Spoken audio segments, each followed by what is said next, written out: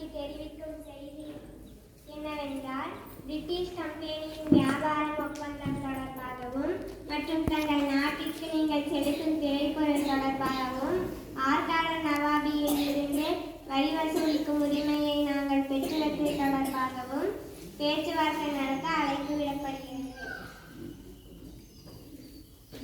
சூழ்ச்சி உள்ளது மன்ன. ஆங்கிலேயர்களும் ஆற்காடு நவாபும் தனியாக சந்தித்ததாக செய்தி அறிந்தேன். எதற்கும் நாம் சிந்தித்து செயல்பட வேண்டும். பிழைக்க வந்த அக்கூட்டம் தமிழர்களிடையே பிரித்தாளும் சூழ்ச்சியை கையாளுகின்றன. தன் நலனை காட்டிலும் தன் மக்கள் நலனையே பெரிதாக கருதும் நம் மன்னர் இச்சலச்சலப்புக்கெல்லாம் அஞ்ச மாட்டார். நீங்கள் உத்தரவு கொடுத்தால் இப்பொழுது அவர்களின் தலையை உங்கள் காலடியில் சமர்ப்பிக்கிறேன். மருது சகோதரர்களா, கோபம் கொள்ள வேண்டாம். நீங்கள் எனது இரு தோள்களாக இருக்கும் வரை எனக்கு ஒரு கவலையும் இல்லை. நாளை அவர்களை அங்கு போய் சந்திப்போம். காட்சி 2. சர்முத்துவடிகநாதர் அரசி வேலுநாச்சியாருக்கு வணக்கம். அமருங்கள். எங்களை வரவேற்ற நோக்கத்தை முதலில் கூறு. ஆற்காடு நவாபு கப்பம் நாங்கள் பெற்றுவிட்டோம். ஆனால் இன்னும் நீங்கள் எங்களுக்கு சேர வேண்டிய கப்பத்தை கட்டவில்லை. உரிய தேதிக்குள் கப்பம் கட்டவில்லை என்றால் சிறுவர்கள் மாவட்டத்தை சந்திக்க நேரிடும். நீங்கள் இன்னும் மேலாக கருதும் எங்கள் தாய் மன்னித்து நாங்களே கப்பம் கட்டுவதா? அது கனவிலும் நடக்காது. வரி கேட்கிறீர்களா? வரி ஒரு பறி கூட கிடையாது. வாணிபம் செய்ய வந்த நீங்கள் எங்களை அடக்கி அரசாணை வைப்பதா? உன் எண்ணம் நிறைவேறாது.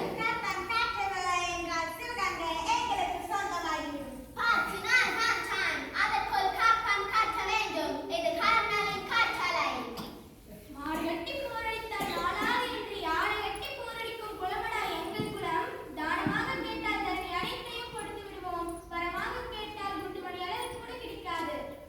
Colonel Benjo, I am finally telling them we will never pay any tax.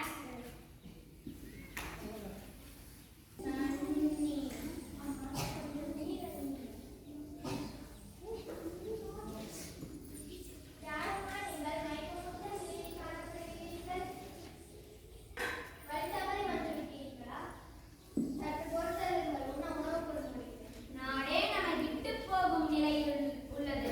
இந்நிலையில் எனக்கு ஒரு பல்கை சோறு கூட இறங்காது. என்னை அனைவரும் வேலுநாச்சியார் என்று அழைப்பர். செந்தூரம் காற்றை சுவாசிக்கவே நான் ஓடிக்கொண்டிருக்கிறேன். மகாராணி வேலுநாச்சியார் தாங்கள் உங்களை கோலத்தான் நாங்கள் காண வேண்டும். ஐயோ, என்ன கொடுமை! உடையார், நம் நாடு அந்நியரின் அகோரப் பிடியில் சிக்கித் தவிக்கிறது. சுதந்திர கடலை சுழவிட்டு செய்யவே நான் பாடுபட்டுக் கொண்டிருக்கிறேன். தக்க தருணத்தில் என் தாகம் தீர்த்த உன்னை இத்தருணியில் என் உயிர் இருக்கும் வரை மறக்க மாட்டேன். விதி இருந்தால் மீண்டும் சந்திப்போம். வெட்டுவே திரவே, வெட்டுவே திரவே. காட்சி 4.